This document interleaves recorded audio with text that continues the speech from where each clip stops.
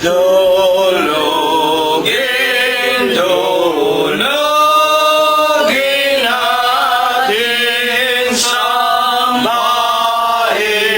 dumalangin.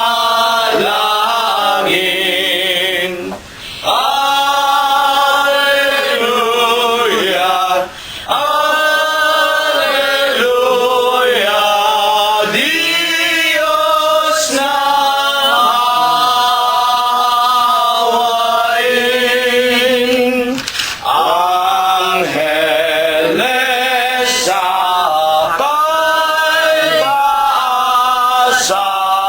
nagpupuri-puri.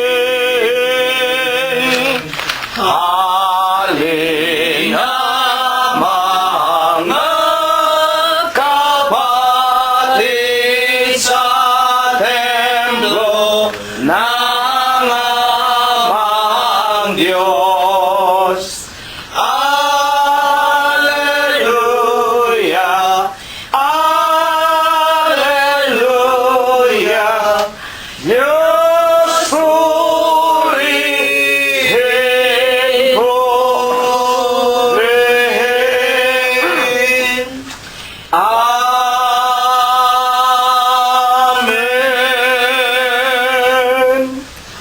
Purihin ninyo ang Panginoon. Purihin ninyo ang Panginoon mula sa mga langit.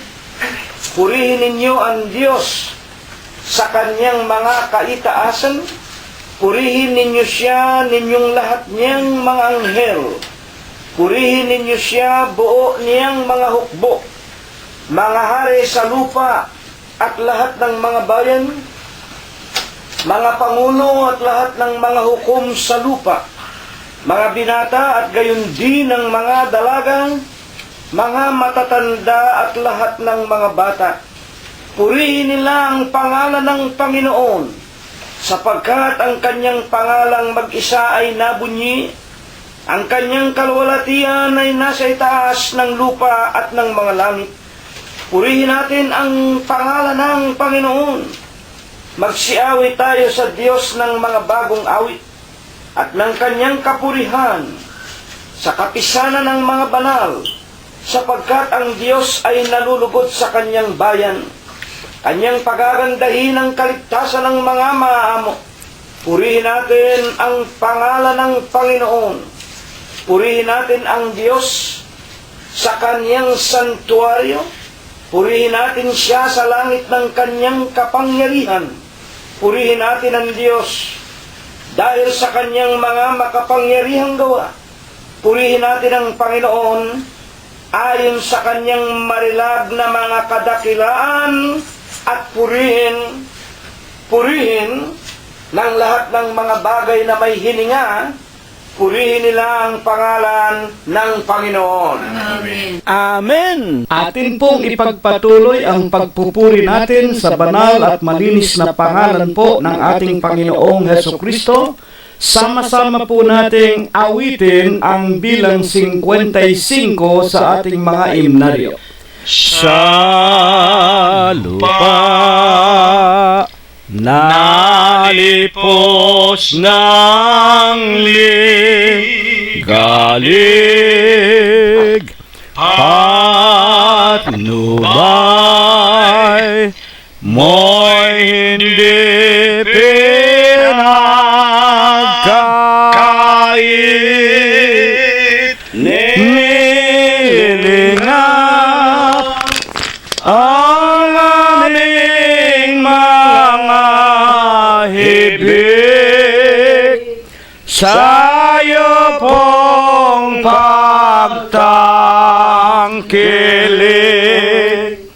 Aming dusay na ibig, salamat, O Diyos, salamat sa'yo.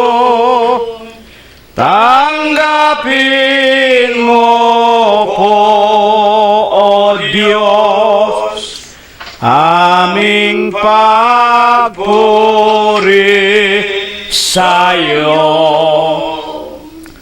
Salamat, O Diyos, salamat sa'yo sa lahat ng mga biyaya mo. Niligtas sa mga hibo ng tukso, di ka nagkulang, O Diyos ko. Salamat, salamat po sa'yo.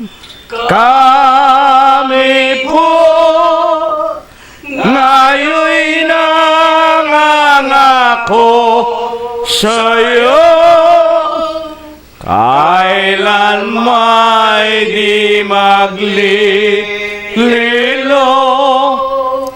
Salamat, Diyos ko, dakila ang Diyos natin, dakila, tunay na hindi natin matingkala. Pag-ibig niya sa atin sagana, kaya tayo'y magalak sa Diyos magpasalamat. Salamat, O Diyos, salamat sa'yo. Tanggapin mo po, O Diyos, aming pagpuri sa'yo. Salamat, O Diyos, salamat sa'yo sa lahat ng mga biyaya mo. Niligtas sa mga hibo ng tukso, di ka nagkulang, O Diyos ko. Salamat, salamat po sa'yo. Kami po ngayon'y nangangako sa'yo, kailan may di maglililo. Salamat, Diyos ko. Atin pong patuloy na purihin, sambahin at luwalhatiin ang ating nag-iisang Diyos na ating Panginoong Jesucristo. Numero 108 po ang ating aawitin. O Jesus, kaibigang tapat, aliw sa dusa ko't gabak, ang buhay kong nawakawak, napabalik na kagyat ni Jesus, kaibigan kong tapat.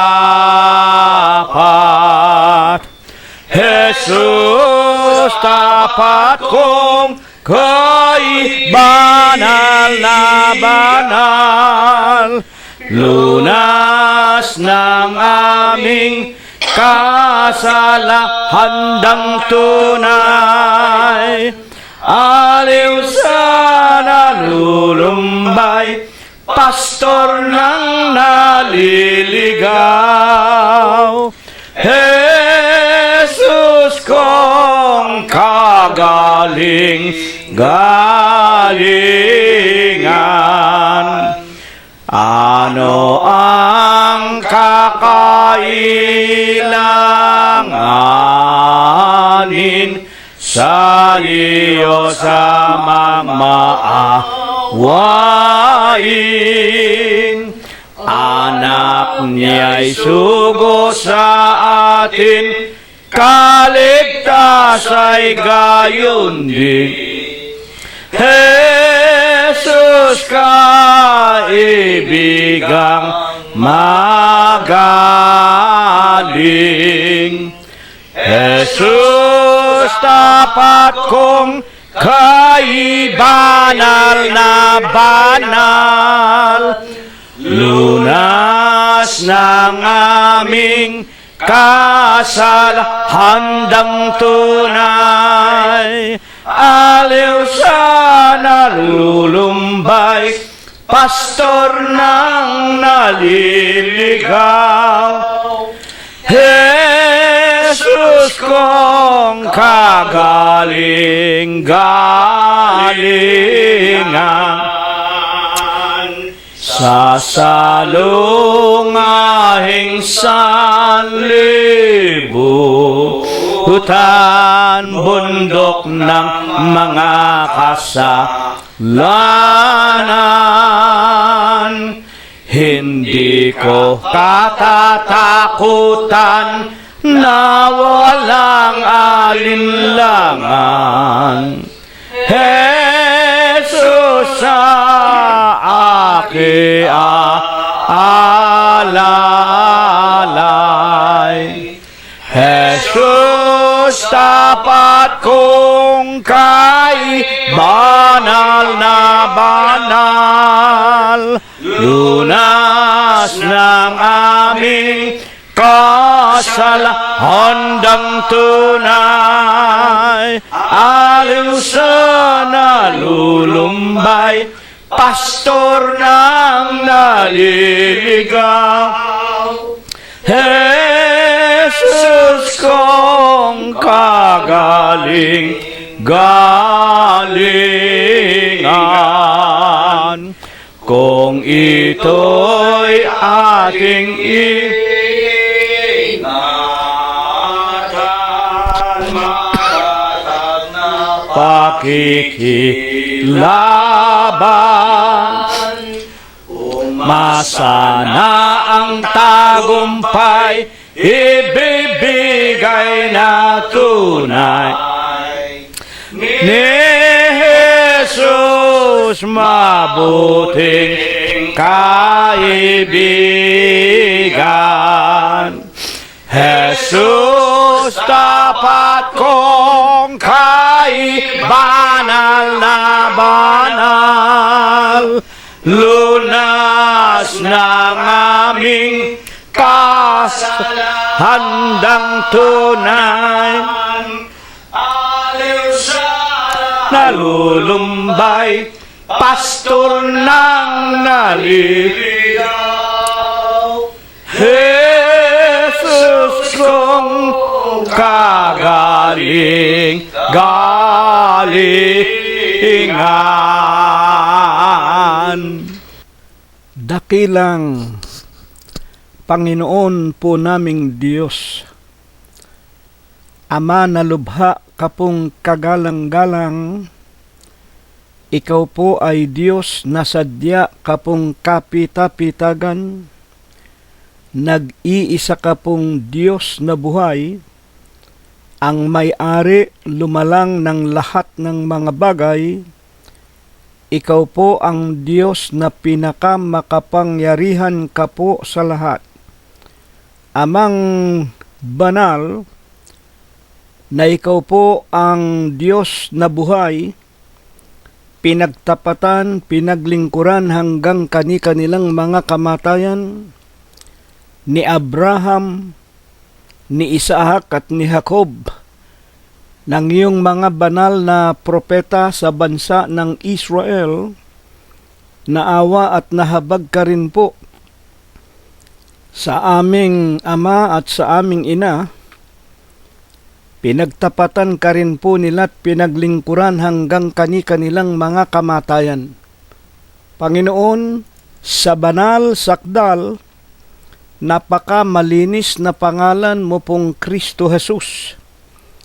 Wala pong sawa, masusumpungan mo po muli kami, Panginoon. Una na nga po dito sa iyong munting bahay dalanginan sa Los Angeles, California, nangagtitiklop kami ng aming mga tuhod sa malinis mo pong pangalang Kristo Jesus. Gayon din po sa bawat dampang tahanan ng aming mga minamahal sa buhay at sa lahat ng mga lalaki at mga babaeng pinalalago mo po sa bilang upang maging aming mga kaibigan na nakikinig, nakikipag-aral din naman ng iyong mga banal na palatuntunan. Panginoon po naming Jesus, tanggapin mo po una sa lahat ang amin pong mga tao sa puso namin na mga pagpapasalamat. Maraming salamat sa iyo, Panginoon. Napaka mapayapa ng mga araw na ipinautang mo po sa amin. Wala ka pong binawian sa amin ng aming mga hiram na buhay. Pati ang aming mga kabiyak, ang aming mga anak, aming mga manugang, mga apo, kasangbahay at aming mga kamag-anakan sa laman. Salamat po, wala ka ring sa kanila ay pinabayaan. Dinirinig mo po ang aming mga pananalangin. Pinakakain mo po kami araw-araw. Pinalalakas mo't pinagagaling ang aming lupang pangangatawan. Pinagbubuksan mo kami ng magagandang pintuan ng mga kapalaran. At higit sa lahat, maraming salamat po. Lalo mo pong ipinaliliwanag sa amin, pinatitibay at dinaragdagan ang aming mga pananampalataya na minsan po lamang ibinigay mo sa aming mga hiram na buhay. Panginoon po naming Jesus, sinasamba ka po namin, pinupuri ka po namin, niluluwalhati namin ang iyong kagalang-galang, ang malinis mong pangalan, sa espiritu mo po at sa iyong kagilagilalas na mga kaliwanagan. Nalalaman mo po kung paanong aming ginugol ang mga araw, buhay, kagaling at kalakasan na ipinautang mo po sa amin sa mga nagdaraang mga araw. Kung kami po'y nangagkulang, kung kami naging mga liko at mga makasalanan sa iyong banal na paningin, maawa ka sana sa amin, Panginoon, alang-alang po sa Huwebes ng gabing ito, na kami po ay umaasa at dumadalangin, na kami po nawa ay minsan mo pang pakainin ng iyong mga salita na pawang espiritu at pawang buhay. Nakasangkapanin mo po sanang muli ang bibig at labi ng iyong hamak at wala mong kakabukabuluhang alipin. Nanaway langkapan mo po ang kanyang tinig ng bisa at ng kapangyarihan, na kung ito po ay mapakinggan ng lahat ng iyong mga tupa, na nangangalat po sa iba't ibang dako nitong napakagulo at mandarayang sanglibutan. Tumubo po sa kaibuturan ng kani-kanilang mga puso, magbunga rin sana ng mga gawang kabanalan, at sana po'y tipunin mo rin ang lahat ng iyong mga tupa, ang aming mga kaibigan, ang aming mga mahal sa buhay, sa iyong banal na iglesia. Sa ikalawang pagparito mo po'y masumpungan mo't makita at marinig mong marami pang mga kaluluwang naghihintay at umaasang sila man pagkakalooban mo po ng buhay na walang hanggan. Panginoon naming Jesus, sa Huwebes po ng gabing ito, amin pong sinasampalatayanan, dinirinig mo po ang aming samo, ang aming mga dalangin, at ipinapanalangin namin na pagalingin mo po sana ang maraming sa amin pinasasapitan mo ng sari-saring karamdaman. Bigyan mo rin sana ng kalutasan ang iba't ibang suliraning aming nakakasalumuha sa araw-araw, at ang marami na pong sa amin patuloy na tumatanda at nanghihina, tulad po ng iyong hamak na lingkod. Gayon din po ng aking kabyak si kapatid na Rosita, si kapatid na Concepcion, gayon din, Panginoon, si Ekspektasyon at si Rogelio, at si kapatid na Mirna, si kapatid na Prospero at Glenda. Ipinapanalangin naming dagdagan mo pa po sana kami ng maraming kagalingan at kalakasan. Kami po ay umaasa, Ama, pagpapalain mo rin ang lahat ng mga minamahal sa buhay, ng mga kaibigan naming nakikipagtiyaga, nakikipag-aral sa amin, at sa Huwebes po ng gabing ito kaming lahat iyong babasbasan at bebendisyonan sa pangalan mo pong Kristo Jesus, magmula po ngayon, magpakailanman. Amen. At ngayon, mga pinagpipitaganan po naming mga tagapakinig, una na nga sa lahat ng ating sariling mga tahanan, tawagin na po natin ang ating mga kabiyak, mga anak, mga manugang, mga apo. Magsama-sama po tayong muli sa pakikinig ng mga banal na aral ng Diyos. Kunin na po natin ang ating mga banal na kasulatan. Tayo po ay magpapasimula na ng ating pag-aaral. Sa Huwebes po ng gabing ito, buksan natin ang aklat ng mga gawa. Sa kanya pong kapitulo 18 at versikulo 9 hanggang 10. Ito po ay napasulat noong mga taong 54 Anyo Domini. Ito po ay isa sa bahagi ng kasaysayan ng pangangaral ng lalaking si Apostol Pablo.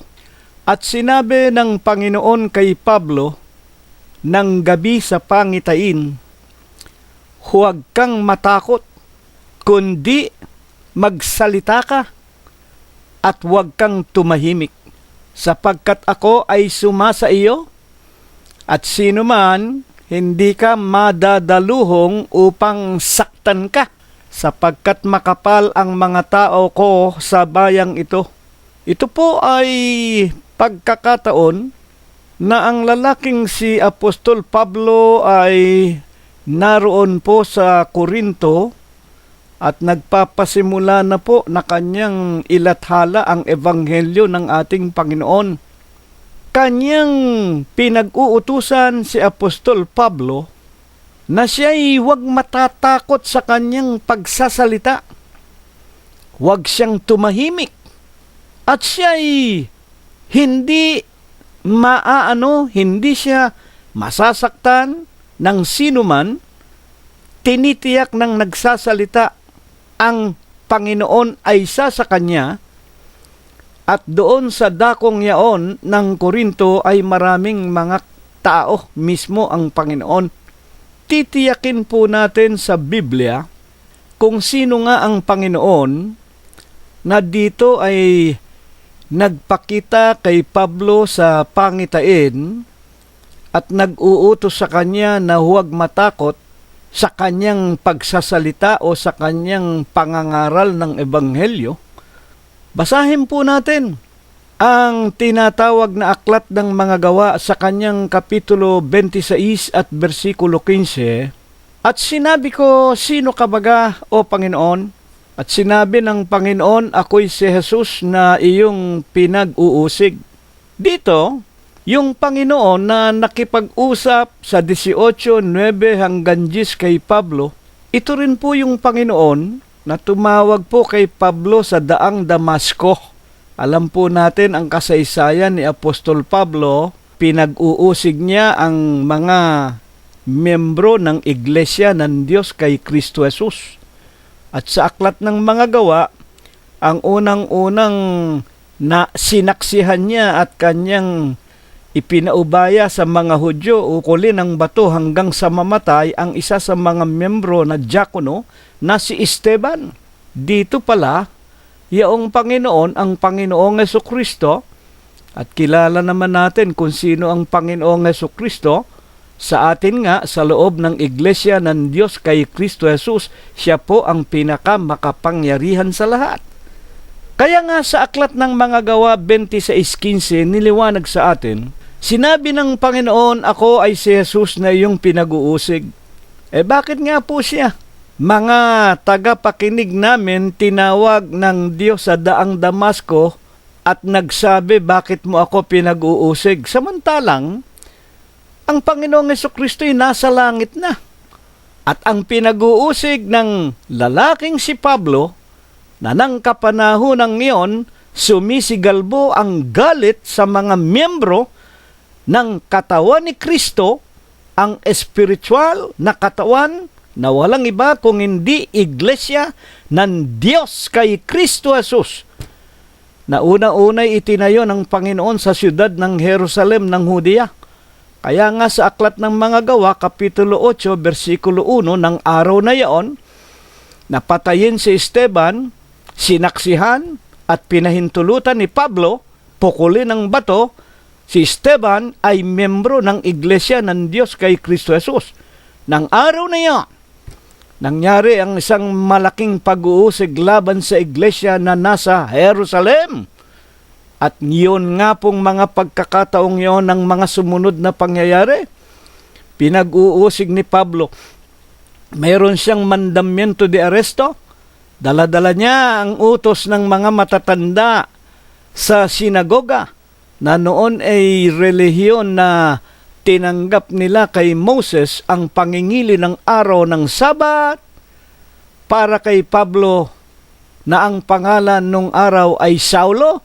Walang ibang iglesia kung hindi ang iglesia na naglakbay sa ilang, ang katawan ng Diyos sa ilang, ang iglesia o ang tinatawag na relihiyon na tinanggap ni Moses, ibinigay sa kanyang mga kababayan, ang pangingili ng araw ng Sabat, ang pagsunod sa 2 tapyas na bato at sa mga kautusan ng mga propeta.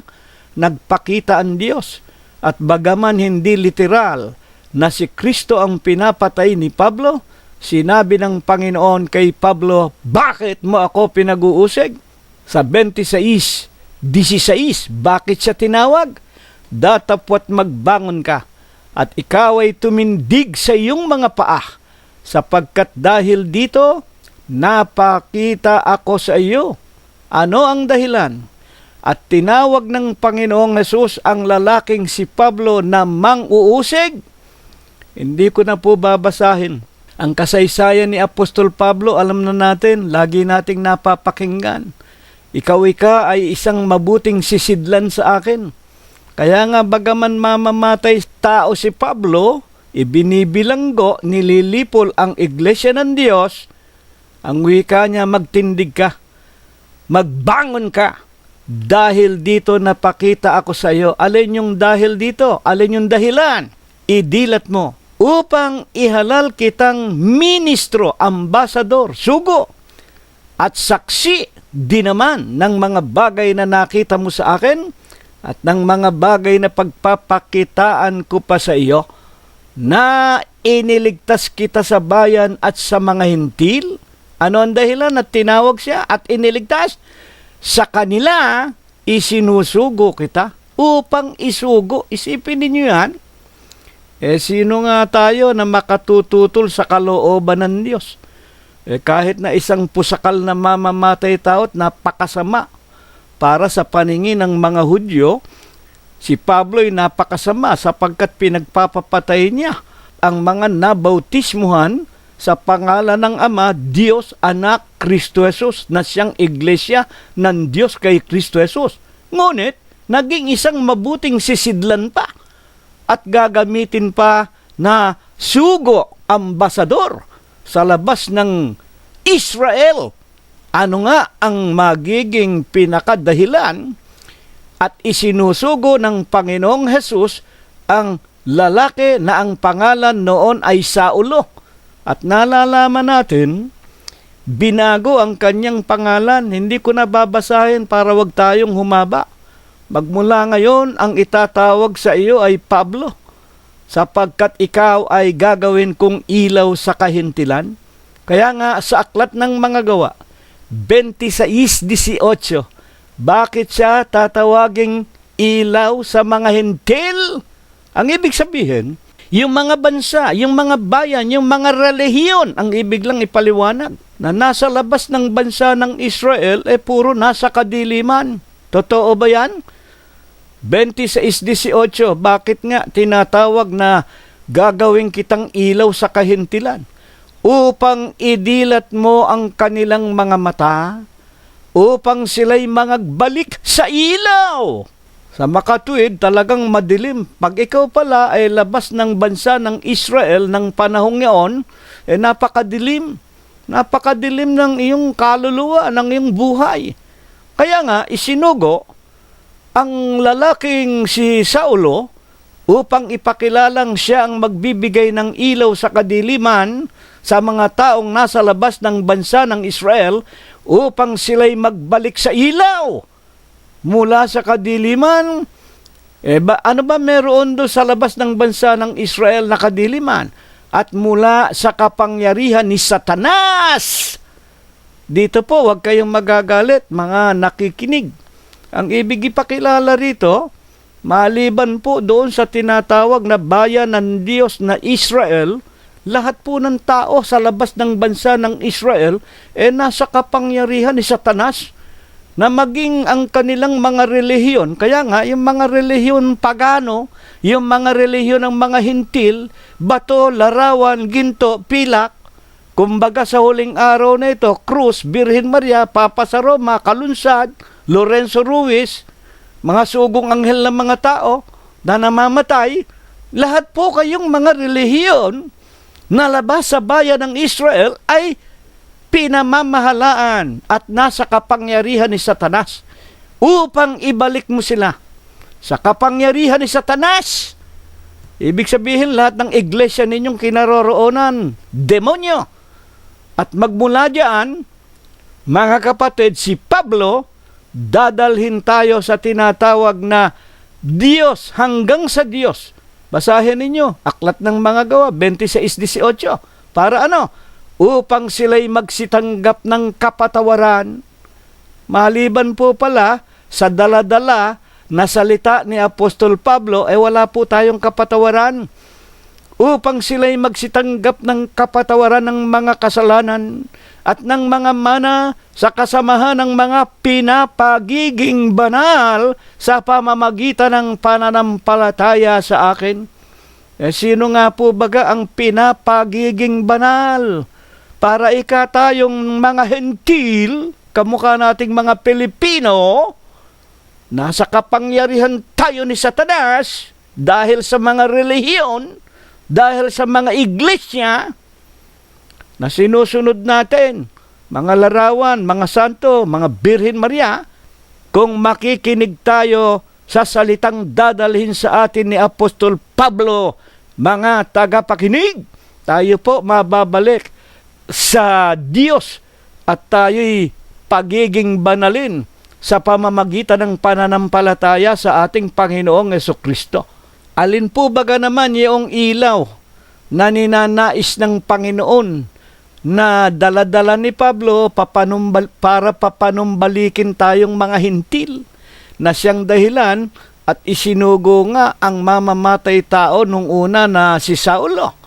Sa San Juan Kapitulo 8, versikulo 12, muli ngang nagsalita si Jesus na sinasabi, "Ako ang ilaw ng sanglibutan." Sino po? Anin po yung ilaw? Nang wika ng Diyos kay Saulo, isinusugo kita sa kahintilan upang sila'y idilat mo ang kanilang mga mata mula sa kadiliman, mula sa kapangyarihan ni Satanas. hanggang sa aking kagilagilalas na kaliwanagan. Bigyan mo sila ng ilaw. Sino yung ilaw? Alin yung ilaw?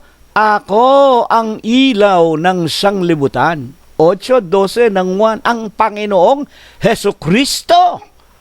Ang ibig lamang sabihin, ang dadalhin, ang ipakikilala, ang iparirinig ni Pablo, ang Panginoong Hesukristo. Para ano?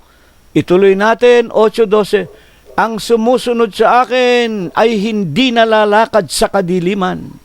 Ang sumusunod sa akin, magkakaroon ng ilaw ng kabuhayan. Sa makatwid, kung dadalhin ni Pablo ang Panginoong Hesukristo, ay paano ba dadalhin? Madadala ba ni Pablo? Mga tagapakinig, ang ating Panginoong Diyos, ang Diyos natin walang laman, walang buto, walang larawan, walang anyo, walang wangis. Paano dadalhin ni Pablo ang ilaw na Panginoong Hesukristo? Sa unang Korinto kapitulo 15 versikulo 1 hanggang 2. Mga kapatid, ipinaalaala ko sa inyo ang ebanghelyo na sa inyo'y aming ipinangangaral. Ligtas kayo kung matama ninyong sinusundan. Maliban na kung kayo'y nagsisisampalataya ng walang kabuluhan.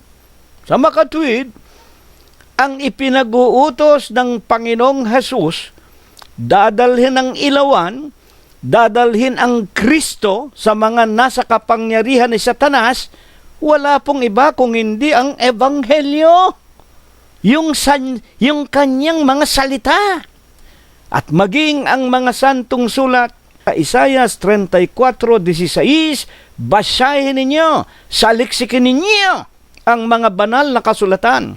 Iniutos ng aking bibig, pinisan ng kanyang espiritu, kailanman hindi mangangailangan ng iba pang aklat, iba pang kasama. Mga kapatid, ito ang magbibigay sa atin ng kaligtasan. Pinatunayan ng ating Diyos na si Kristo Jesus mismo nang siya'y magkatawan tao.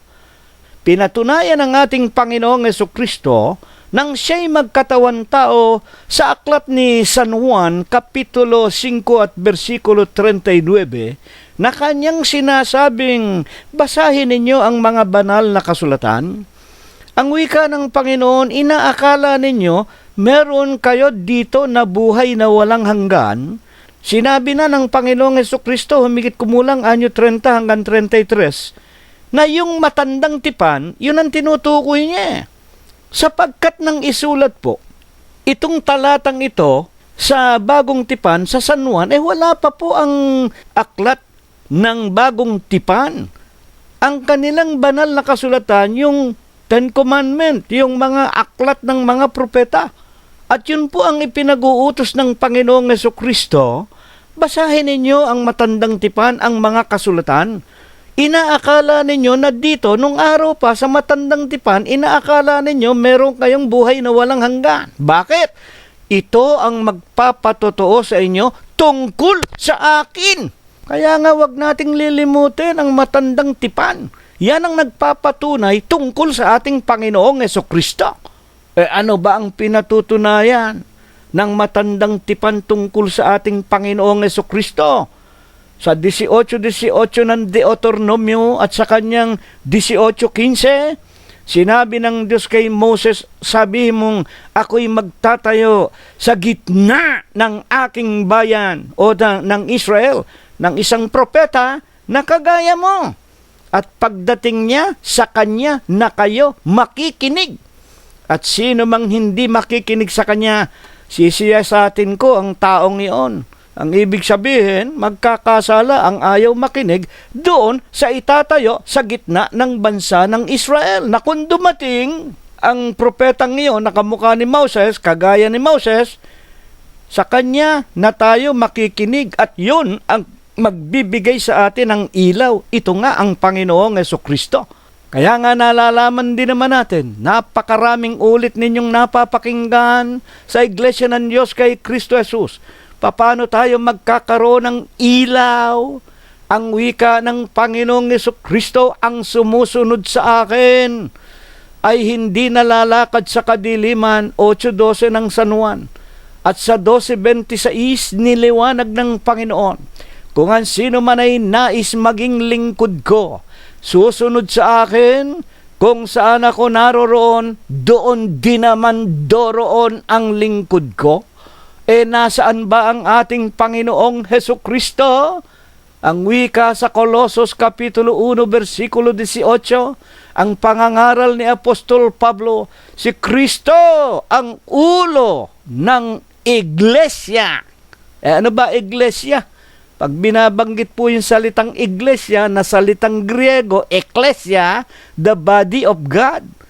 Si Kristo ang ulo ng katawan ng Diyos. Ang ibig lang sabihin. Ano ba naroon sa katawan ng Diyos? Walang iba kung hindi ang ating Panginoong Jesucristo. Si Kristo ang ulo ng katawan. Ano ang katawan? Sa makatwid bagay ng iglesia. Ano ang naroon sa iglesia na katawan ng Diyos? 1:14 ng Colossus, kinaroroonan ng katubusan na siyang kapatawaran ng ating mga kasalanan. Amen. Ano ba ang pangalan ng katawan ng Diyos na kinaroroonan ng katubusan, kapatawaran ng ating mga kaluluwa?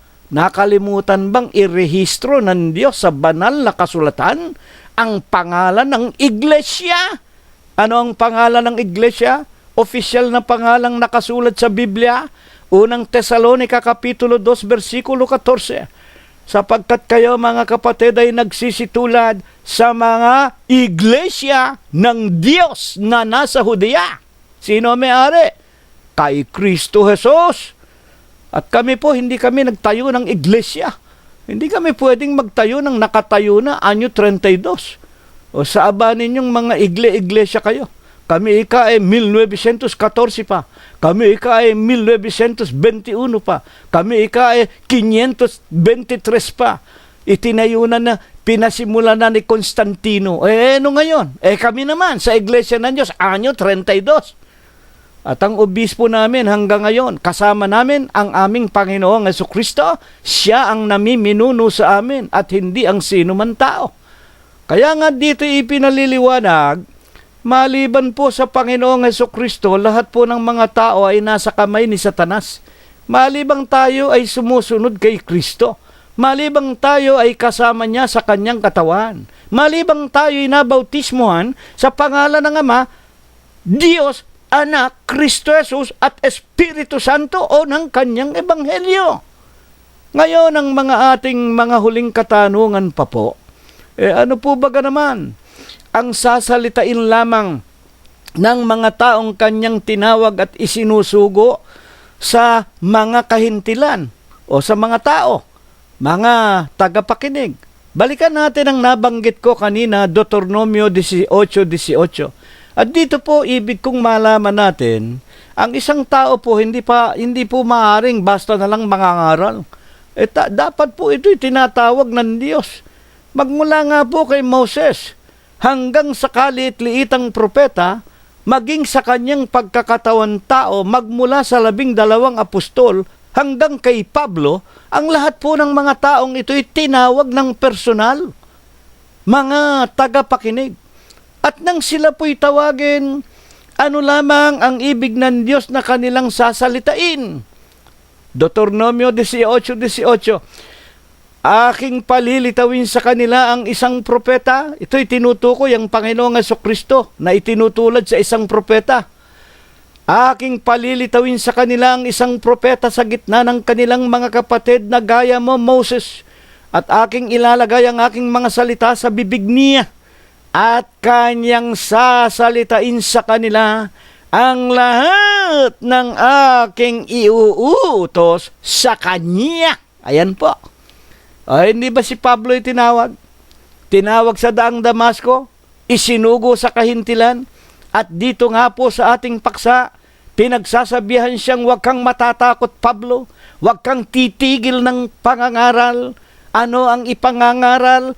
Yung mga salita na ilalagay ko sa kanilang bibig.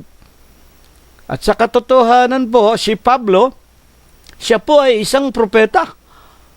Bagaman siya ay kilala bilang tinatawag na apostol, at alam natin kung ano ibig sabihin ng apostol, saksi na nakakita. At si Pablo ay itinuturing din naman po na isang propeta. At kung babasahin natin ang kanyang ikalawang Timoteo, Kapitulo 3, versikulo 1 hanggang 9, na inihula niya na mangyayari sa huling araw na ito, nakitang-kita nating nagaganap, mga magulang at mga kapatid. Ano naman po ang masamang mangyayari sa hindi makikinig, sa hindi tatanggap sa mga salita ng mga isinusugo ng Diyos? Nung araw, talagang hayagan, literal, mukhaan, tinatawag ng Diyos ang mga mangangaral. At mangyayari ng sinumang hindi makikinig sa kanyang sasalitain, katulad ni Pablo na isinugo bilang tagapangaral sa bansa ng kahintilan, pag hindi tayo nakinig sa salita na kanyang sasalitain, saan? Sa aking pangalan. Ano ba pangalan ng Panginoon? D-I-O-S, Diyos. Sa pangalan ng Diyos. Kaya nga, si Pablo nang isinugo, siya po inilagay muna sa tinatawag na iglesia ng Diyos kay Kristo Jesus. Basahin ninyo. Aklat po ng unang Korinto 12:28. At ang Diyos ay naglagay ng ilan sa iglesia. Una-una ay mga apostol. Ikalawa ay mga propeta. Sa makatuwid ang mga apostol, ang mga tagapangaral, ang mga propeta, inilagay sa iglesia. At ang pangalan ng iglesia ay iglesia ng Diyos kay Kristo Jesus. Pag hindi natin pinakinggan ang pangaral ng mga mangangaral sa loob ng iglesia ng Diyos kay Kristo Jesus, ano ang wika ng Panginoon? Mangyayari na sino mang hindi makikinig sa aking mga salita na kanyang sasalitain sa aking pangalan, ay aking sisiyasatin yaon sa kanya. Sisiyasatin, ang ibig sabihin, halimbawa, ngayon po, sa araw at oras na ito, Huwebes, nangangaral po ang iglesia ng Diyos kay Kristo Jesus. Hindi po ako propeta. Si Cirilo Gonzales, tao, kamukha ninyo, ordinaryo. Binabasa ko lang ang nakasulat sa Biblia na mga hinula ng mga propeta ng Diyos na kamukha po ni Apostol Pablo na nangyayari na.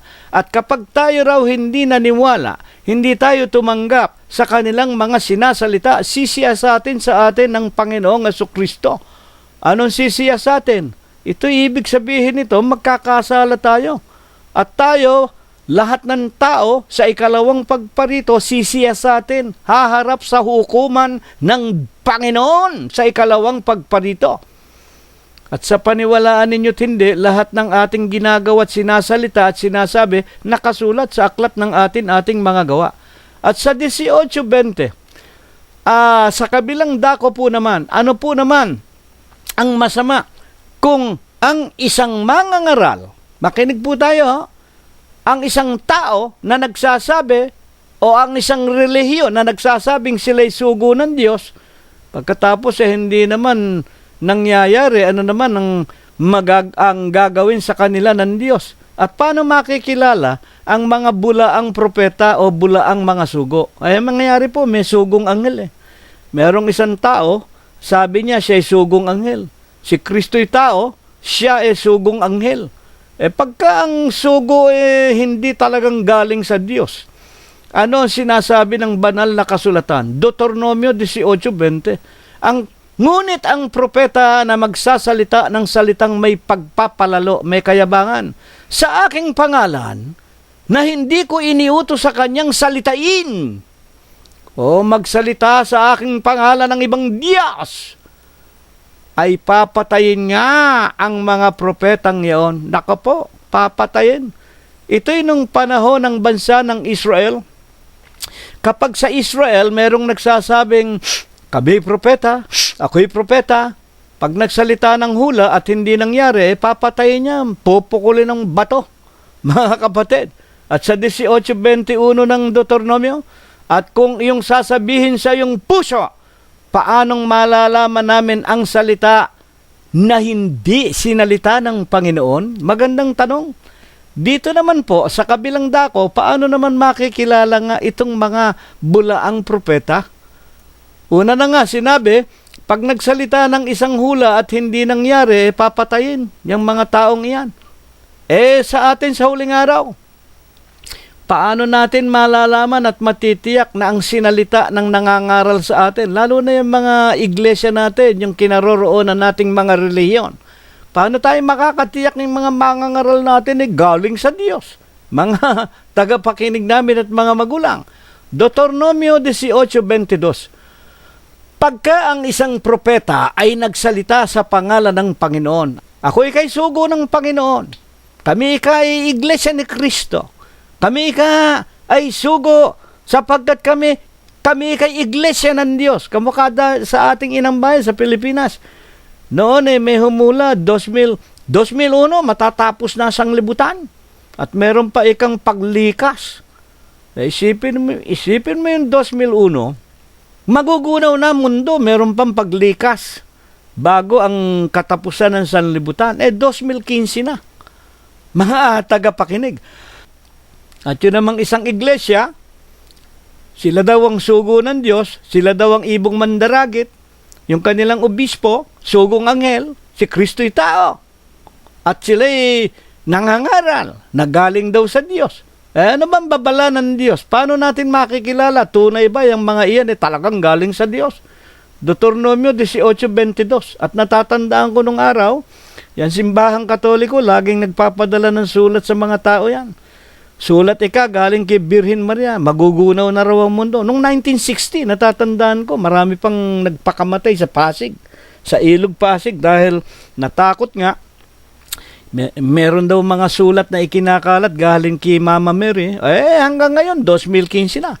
O yung mga Sabadista, noong pang kalagit ng ika-19 na siglo, mga tagapakinig at mayat maya yung mga Sabadista, hula ng hula yan, second coming. Wala namang nangyayari hanggang ngayon taong 2015. Mga kapatid, 2015 na, buhay pa tayo.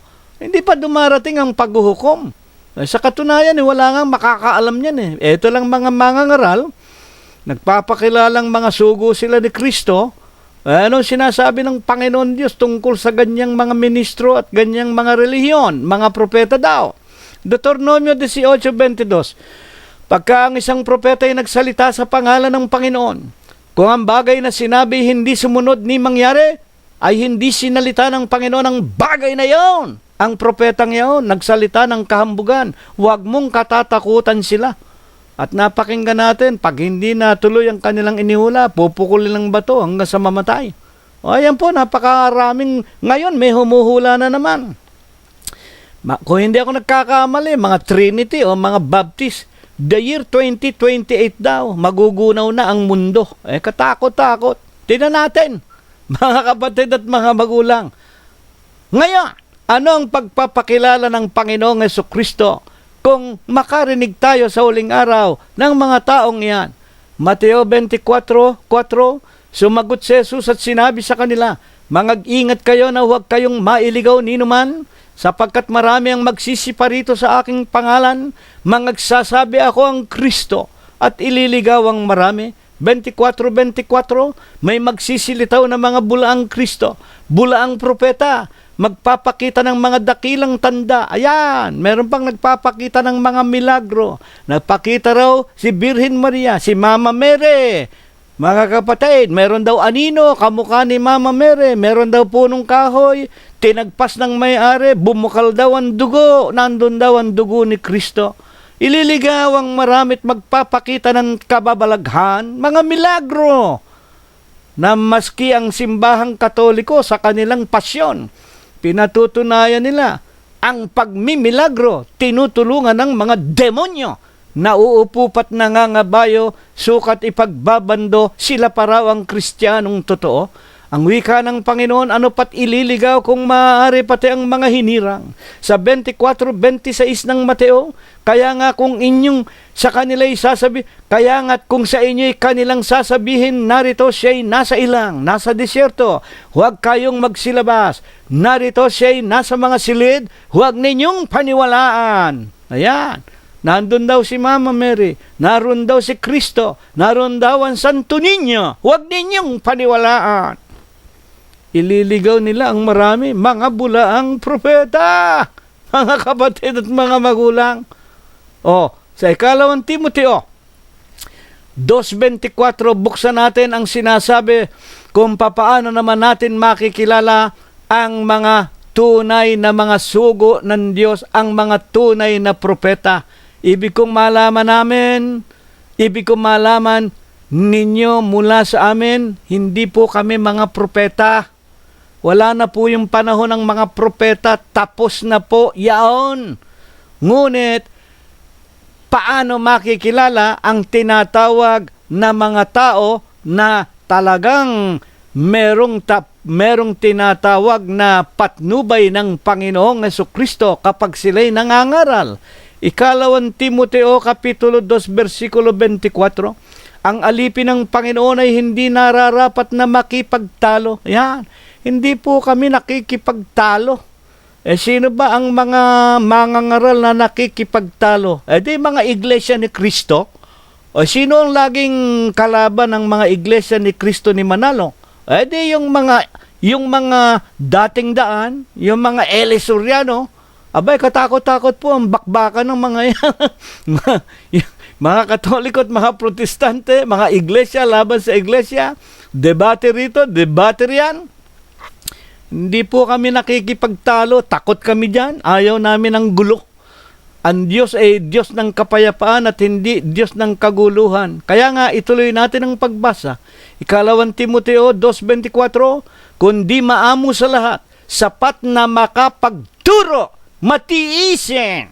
At sa 2:23, tanggihan mo ang mga usapang walang kabuluhan. Hindi po kami nakikipag-usap sa mga taong mga hangal, nagsasalita ng mga salitang walang kabuluhan at mga hangal.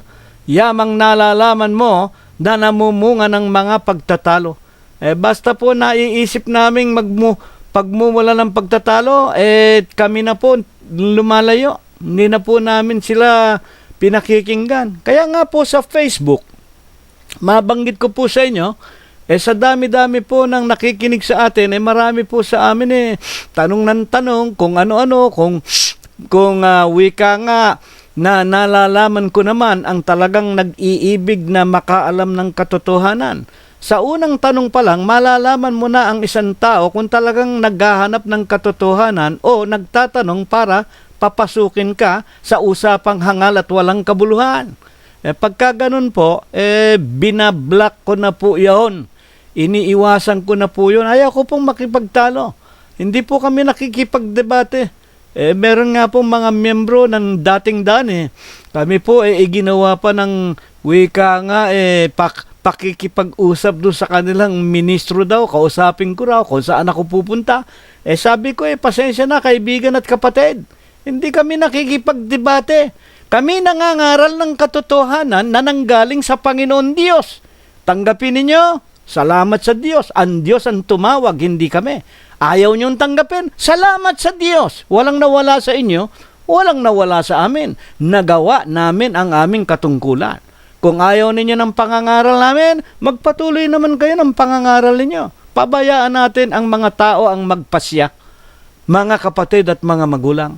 Paano pinatutunayan ng mga banal na kasulatan ang ikakikilala sa mga tunay na mga wika nga mangangaral sa huling araw na nanggaling sa Diyos? Unang Korinto 9:14. Ang wika ni Apostol Pablo, siya mismo nagsasalita, siya ay sugo ng Diyos. Gayon din naman ipinag-uutos ng Panginoon na ang mga nagsisipangaral ng Ebanghelyo ay dapat mga buhay sa pamamagitan ng Ebanghelyo. Wala pong pagtatalo dyan. Kung ay isang mangangaral, iniwanan niya trabaho niya, iniwanan niya pamilya niya, at ibig niyang mangaral ng Ebanghelyo, talagang dapat susweldohan siya. Sapagkat ang manggagawa ay karapat-dapat sa kanyang pagpapagal ayon pa sa mga kasulatan. Ngunit dito kay Pablo, bagaman nalalaman niyang may karapatan siya na siya man ay dapat tumanggap ng abuloy sa kanyang sariling ikabubuhay, ano ang kanyang ipinasya sa kanyang sarili? 9:15 ng unang Korinto. Ngunit ako'y hindi gumamit ng anuman sa mga bagay na ito. Hindi niya ginamit ang abuloy. At hindi ko isinusulat ang mga bagay na ito upang gawin ang gayon sa akin. Hindi niya iniintindi ang abuluyan ng mga kapatid. Bagaman hindi po masama ang umabuloy Hindi po ipinagbabawal ang abuloy. Sa 2 Korinto 9:7, si Pablo rin ang nag-utos, mga kapatid at mga magulang, na kanyang sinasabing ang pag-aabuloy ay gawin ayon sa ipinasya ng kanyang puso. Na ito ay gagawin natin kung anong ipinasya ng ating puso. Hindi tayo didiktahan ng sino man. Hindi tayo pipilitin na magbigay ka ng ikapo. Kung wala akong ikapong ibibigay, kung wala akong trabaho, paano yan? Ang wika ni Apostol Pablo, 2 Korinto 9:7, magbigay ang bawat isa ayon sa ipinasya ng kanyang puso.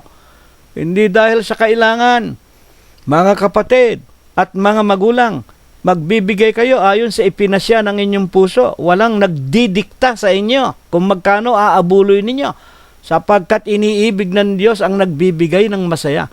Ang wika ni Pablo, hindi ako gumamit ng mga bagay na ito at hindi ko naman ito ipinangangaral para gawin ninyo sa akin. Bakit?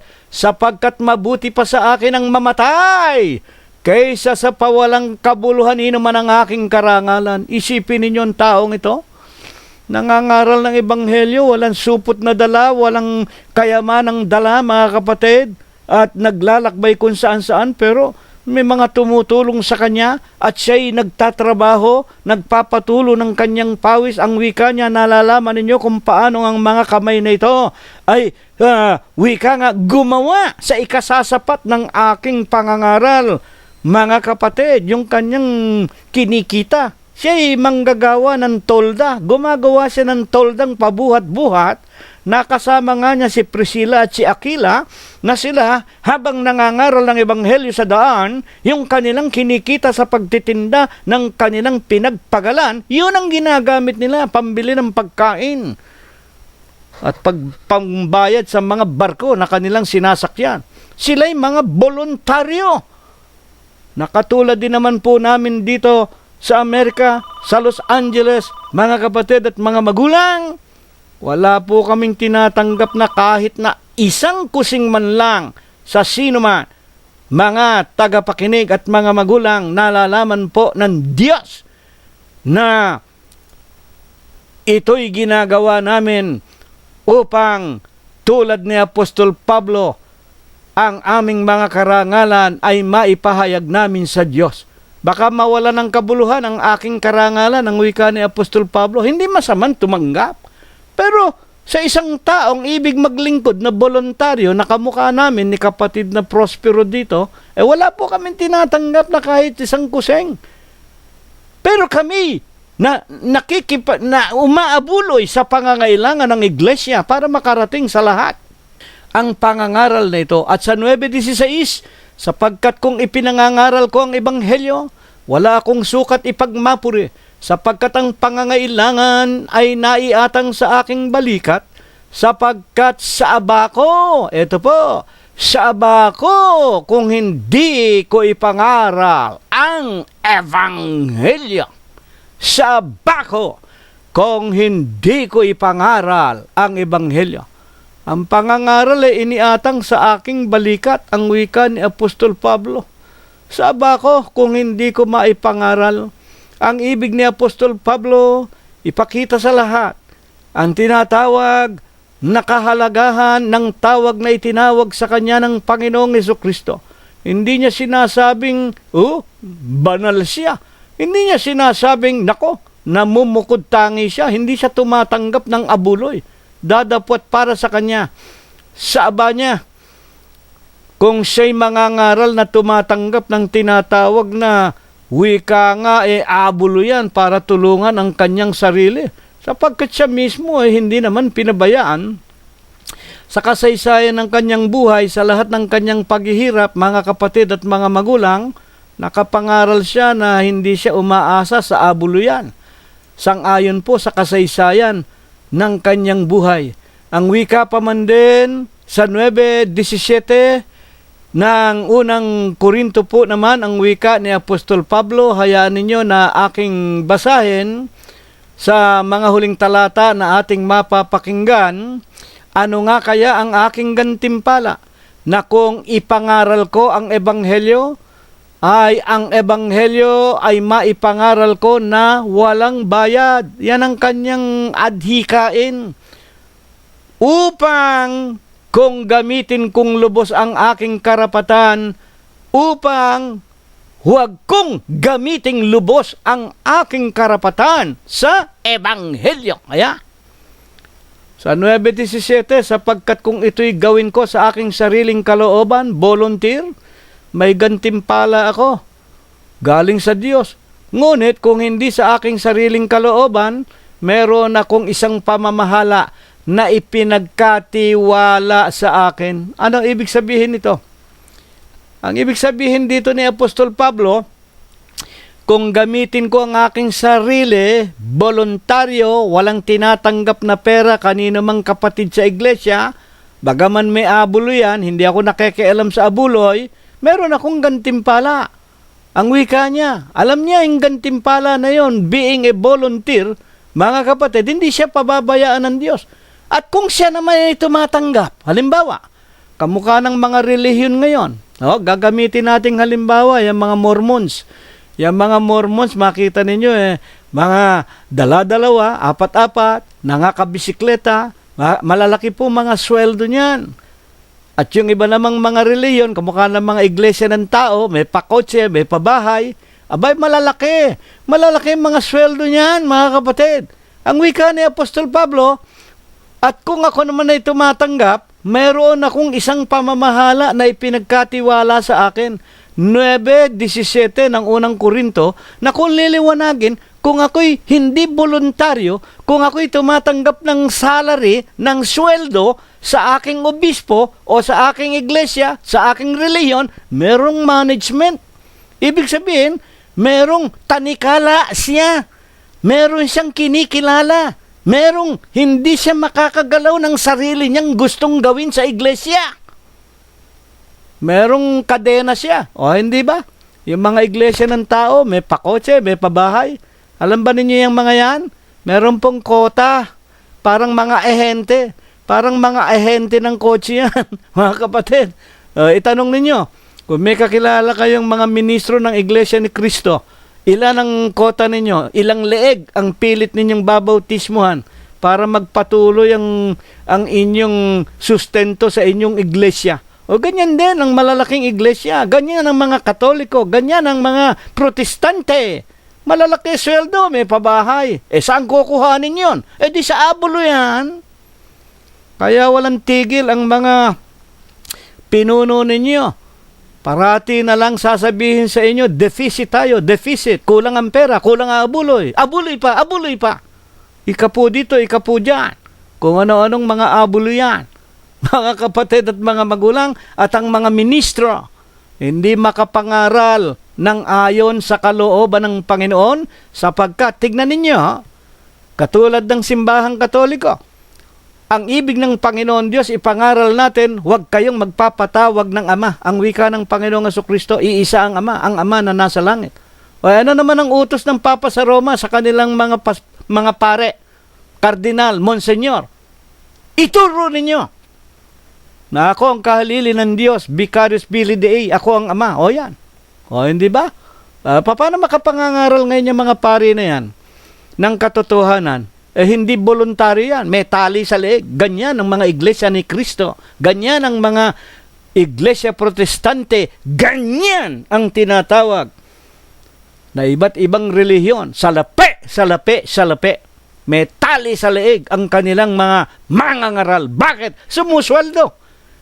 Hindi ka mukha ni Apostol Pablo nangangaral ng voluntaryo. Hindi ako tumatanggap ng benepisyo kahit saan, kahit sa iglesia, kahit kaninong tao, para maipangaral ko ang katotohanan na libre, walang bayad. At kahit na sina Apostol Pedro, aklat ng mga gawa 5:29, dadapwat nagsisagot si Pedro at ang mga apostol at nagsabi, dapat muna kaming magsitalima sa Diyos bago sa mga tao. Sa siyudad ng Jerusalem, pinagbilinan sila'y magsilabas na, umalis na sa Jerusalem sapagkat nangangaral sila ng Kristo. Sila'y pagpapapatayin. Ang wika ng mga apostol, hindi kami natatanikalaan, susunod muna kami kay Kristo bago kami sumunod sa mga tao. Amen! Mga kapatid at mga magulang, ito po ang napakagandang aralin na inihanda, hinangad ng Diyos na ating mapakinggan sa Huwebes po ng gabing ito, na sa mga huling kapanahunan po nating ito, ang pinakasugo ng Diyos na magbibigay po ng ilaw sa sanglibutan na nalilipos ng kadiliman dahil sa ang naghahari ay si Satanas, mga magulang sa pamamagitan ng kanyang mga liko at mga maling mga aral. Ang iglesia po ng Diyos na siya pong pinakasugo sa huling araw ayon sa ipinakikilala ng mga banal na kasulatan sa 3 Gs ng Efeso, upang ngayon sa pamamagitan ng iglesia ay maipakilala sa mga pamunuan at sa mga kapangyarihan sa sangkalangitan ang kapuspusan ng karunungan ng Diyos. Mga tagapakinig po namin, ang iglesia po ng Diyos kay Kristo Jesus ang sugo sa huling araw. Ang katawan ni Kristo, nangamatay na po lahat ng mga propeta, nangamatay na po ang lahat ng mga apostol. Wala na pong literal na taong propeta sa huling araw o sugong anghel sa huling araw, kung hindi ang banal na katawan ng ating Panginoong Hesukristo, ang iglesia ng Diyos kay Kristo Jesus. Dito po namin kayong lahat inaanyayahan. Ito nawa ang kanyang ipagpala, ito nawa ang kanyang ibasbas, ito nawa ang kanyang ibendisyon sa ating lahat, mga kapatid at mga magulang, magmula ngayon at magpakaikailanman. Amen. At ngayon, bago po tayo maghiwa-hiwalay, ay tanggapin po natin ang walang hanggang pag-ibig, ang walang hanggang pagbibiyaya, ang pakikipisan, ang kaaliwan, ang pamamatnubay at ang kagalingan. Gayon din ang hindi maulatang banal na biyaya, basbas at bendisyon, pagliligtas at pagpapagaling ng kanyang banal na espiritu. Ito nawa ang muli niyang ipagkaloob sa ating mga magkakapatid, mga magkakaibigan at mga mag-aanak, sa loob at labas ng ating mga tahanan, sa paghanap natin ng kakainin sa araw-araw at sa buong kalaganapan ng Iglesia ng Diyos kay Kristo Jesus, magmula ngayon, magpakailanman. Amen. Kapayapaan po ang sumatin. Purihin ang pangalan ng Panginoong Hesukristo hanggang sa darating na linggo po, kung tayo po ay binubuhay pa. Maraming salamat po sa inyong lahat.